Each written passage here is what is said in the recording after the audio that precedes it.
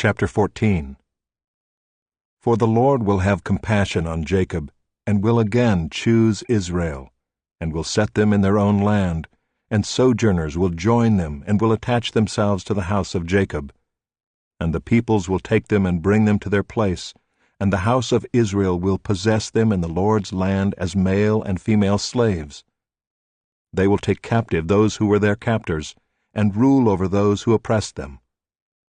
When the Lord has given you rest from your pain and turmoil, and the hard service with which you were made to serve, you will take up this taunt against the king of Babylon. How the oppressor has ceased, the insolent fury ceased. The Lord has broken the staff of the wicked, the scepter of rulers, that struck the peoples in wrath with unceasing blows, that ruled the nations in anger with unrelenting persecution. The whole earth is at rest and quiet. They break forth into singing.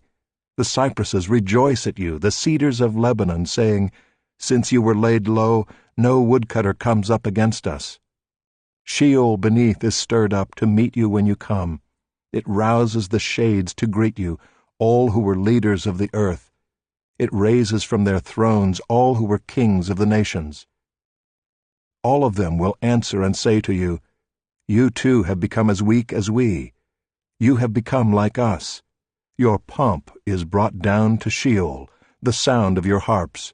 Maggots are laid as a bed beneath you, and worms are your covers. How you are fallen from heaven, O day star, son of dawn! How you are cut down to the ground, you who laid the nations low! You said in your heart, I will ascend to heaven. Above the stars of God I will set my throne on high. I will sit on the mount of assembly in the far reaches of the north. I will ascend above the heights of the clouds. I will make myself like the Most High.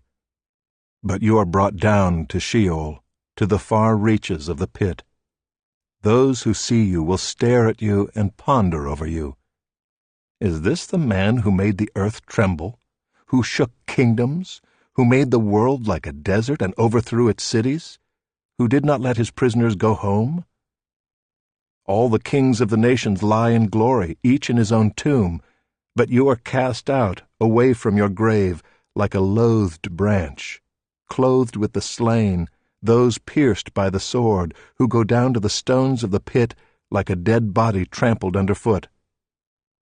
You will not be joined with them in burial, because you have destroyed your land, you have slain your people. May the offspring of evildoers never more be named. Prepare slaughter for his sons because of the guilt of their fathers, lest they rise and possess the earth, and fill the face of the world with cities. I will rise up against them, declares the Lord of hosts, and will cut off from Babylon name and remnant, descendants and posterity, declares the Lord. And I will make it a possession of the hedgehog and pools of water, and I will sweep it with the broom of destruction, declares the Lord of hosts. The Lord of hosts has sworn, As I have planned, so shall it be, and as I have purposed, so shall it stand, that I will break the Assyrian in my land, and on my mountains trample him underfoot, and his yoke shall depart from them, and his burden from their shoulder. This is the purpose that is purposed concerning the whole earth, and this is the hand that is stretched out over all the nations. For the Lord of hosts has purposed, and who will annul it? His hand is stretched out, and who will turn it back? In the year that King Ahaz died came this oracle. Rejoice not, O Philistia, all of you, that the rod that struck you is broken, for from the serpent's root will come forth an adder, and its fruit will be a flying, fiery serpent. And the firstborn of the poor will graze, and the needy lie down in safety. But I will kill your root with famine, and your remnant it will slay. Wail, O gate! Cry out, O city! Melt in fear, O Philistia, all of you! For smoke comes out of the north, and there is no straggler in his ranks. What will one answer the messengers of the nation? The Lord has founded Zion, and in her the afflicted of his people find refuge.